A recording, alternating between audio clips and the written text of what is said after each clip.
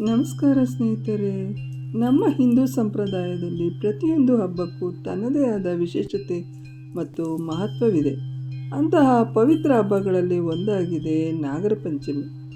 ನಾಗರ ಪಂಚಮಿ ಎಂದರೆ ನಾಗದೇವತೆಯನ್ನು ಭಕ್ತಿಯಿಂದ ಪೂಜಿಸುವ ವಿಶೇಷ ದಿನ. ಈ ದಿನ ನಾಗದೇವರಿಗೆ ಪೂಜೆ ಸಲ್ಲಿಸುವುದರಿಂದ ಕುಟುಂಬಕ್ಕೆ ಸುಖ, ಶಾಂತಿ ಮತ್ತು ಸಮೃದ್ಧಿ ದೊರೆಯುತ್ತದೆ ಎಂಬ ನಂಬಿಕೆ ನಮ್ಮಲ್ಲಿದೆ. ಶ್ರಾವಣ ಮಾಸದ ಶುಕ್ಲ ಪಕ್ಷದ ಪಂಚಮಿ ತಿಥಿಯಂದು ನಾಗರ ಪಂಚಮಿಯನ್ನು ಆಚರಿಸಲಾಗುತ್ತದೆ. ಅಂದರೆ ಈ ತಿಂಗಳ ಆಗಸ್ಟ್ 17ರಂದು. ಈ ದಿನ ಬೆಳಗ್ಗೆ ಎದ್ದು ಮನೆ ಸ್ವಚ್ಛಗೊಳಿಸಿ ದೇವರ ಮನೆಯಲ್ಲಿ ವಿಶೇಷ ಪೂಜೆ ಸಲ್ಲಿಸುವ ಸಂಪ್ರದಾಯವಿದೆ. ಪುರಾಣ ಮತ್ತು ಜನಪದ ಪರಂಪರೆಯಲ್ಲಿ ನಾಗದೇವತೆಗೆ ವಿಶೇಷ ಸ್ಥಾನವಿದೆ.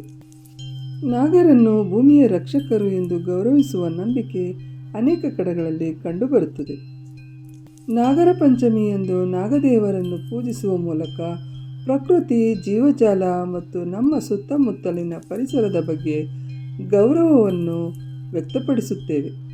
ನಮ್ಮ ಸಂಸ್ಕೃತಿಯಲ್ಲಿ ಹಾವುಗಳನ್ನು ಕೇವಲ ಭಯದ ದೃಷ್ಟಿಯಿಂದ ನೋಡದೆ ಅವುಗಳಿಗೂ ಪ್ರಕೃತಿಯಲ್ಲಿ ಮಹತ್ವದ ಸ್ಥಾನವಿದೆ ಎಂಬ ಅರಿವನ್ನು ಮೂಡಿಸುವ ದಿನವೂ ಇದಾಗಿದೆ.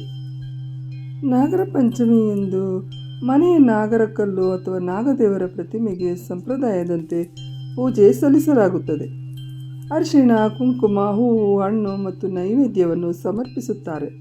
ಕೆಲವು ಮನೆಗಳಲ್ಲಿ ನಾಗರ ಪಂಚಮಿಯಂದು ವಿಶೇಷವಾಗಿ ಹಾಲು, ತಂಬಿಟ್ಟು, ಉಂಡೆ, ಸಿಹಿ ತಿಂಡಿಗಳು ಸೇರಿದಂತೆ ವಿವಿಧ ನೈವೇದ್ಯಗಳನ್ನು ತಯಾರಿಸುವ ಸಂಪ್ರದಾಯವಿದೆ. ಕರ್ನಾಟಕದ ಕೆಲವು ಭಾಗಗಳಲ್ಲಿ ನಾಗರ ಪಂಚಮಿಗೆ ಕುಟುಂಬದ ಸಂಬಂಧಗಳಿಗೂ ವಿಶೇಷ ಮಹತ್ವ ನೀಡಲಾಗುತ್ತದೆ. ಮದುವೆಯಾದ ಹೆಣ್ಣು ಮಕ್ಕಳನ್ನು ತವರು ಮನೆಗೆ ಕರೆದು ಅವರಿಗೆ ಹೊಸ ಬಟ್ಟೆ, ಬಳೆ, ಅರಿಶಿಣ, ಕುಂಕುಮ ನೀಡಿ ಗೌರವಿಸುವ ಸಂಪ್ರದಾಯವು ಕೆಲವು ಕುಟುಂಬಗಳಲ್ಲಿ ಕಂಡುಬರುತ್ತದೆ. ಸಹೋದರ ಸಹೋದರಿಯರ ಬಾಂಧವ್ಯವನ್ನು ಗಟ್ಟಿಗೊಳಿಸುವ ಹಬ್ಬದ ಸಂಭ್ರಮವು ಇಲ್ಲಿ ಕಾಣಬಹುದು. ನಾಗರ ಪಂಚಮಿಯಂದು ಕೆಲವು ಮನೆಗಳಲ್ಲಿ ಅಕ್ಕಿ, ಬೆಲ್ಲ, ಎಳ್ಳು ಮತ್ತು ಇತರ ಪದಾರ್ಥಗಳಿಂದ ಸಾಂಪ್ರದಾಯಿಕ ನೈವೇದ್ಯಗಳನ್ನು ತಯಾರಿಸುತ್ತಾರೆ. ಕೆಲವೆಡೆ ಸಿಹಿ ತಿಂಡಿಗಳು, ಕೆಲವೆಡೆ ತಂಬಿಟ್ಟು, ಇನ್ನು ಕೆಲವೆಡೆ ವಿಶೇಷವಾದ ಪಲ್ಯ ಮತ್ತು ನೈವೇದ್ಯಗಳನ್ನು ತಯಾರಿಸಲಾಗುತ್ತದೆ.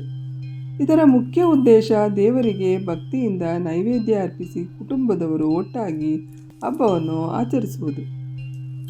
ನಾಗರ ಪಂಚಮಿಗೆ ಸಂಬಂಧಿಸಿದಂತೆ ಹಲವಾರು ಜನಪದ ನಂಬಿಕೆಗಳು ನಮ್ಮ ಸಮಾಜದಲ್ಲಿವೆ. ನಾಗದೇವರನ್ನು ಭಕ್ತಿಯಿಂದ ಪೂಜಿಸಿದರೆ ಕುಟುಂಬದಲ್ಲಿ ಶಾಂತಿ ನೆಲೆಸುತ್ತದೆ, ನಾಗದೋಷ ನಿವಾರಣೆಯಾಗುತ್ತದೆ ಎಂಬ ನಂಬಿಕೆಯು ಕೆಲವರಲ್ಲಿದೆ. ನಾಗರ ಪಂಚಮಿಯ ಮತ್ತೊಂದು ಪ್ರಮುಖ ಸಂದೇಶವೆಂದರೆ ಪ್ರಕೃತಿ ಮತ್ತು ಜೀವಜಾಲವನ್ನು ಗೌರವಿಸುವುದು. ಹಾವುಗಳು ಪರಿಸರ ವ್ಯವಸ್ಥೆಯಲ್ಲಿ ಪ್ರಮುಖ ಪಾತ್ರ ವಹಿಸುತ್ತವೆ. ಅವು ಇಲಿಗಳಂತಹ ಕೆಲವು ಜೀವಿಗಳ ಸಂಖ್ಯೆಯನ್ನು ನಿಯಂತ್ರಿಸುವಲ್ಲಿ ಸಹಾಯ ಮಾಡುತ್ತವೆ.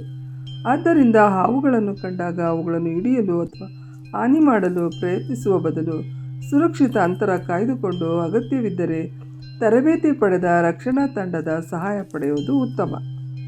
ನಾಗರ ಪಂಚಮಿ ಕೇವಲ ಒಂದು ಹಬ್ಬವಲ್ಲ, ಇದು ನಮ್ಮ ಸಂಸ್ಕೃತಿ, ಕುಟುಂಬದ ಬಾಂಧವ್ಯ ಮತ್ತು ಪ್ರಕೃತಿಯ ಮೇಲಿನ ಗೌರವವನ್ನು ನೆನಪಿಸುವ ಒಂದು ವಿಶೇಷ ದಿನ.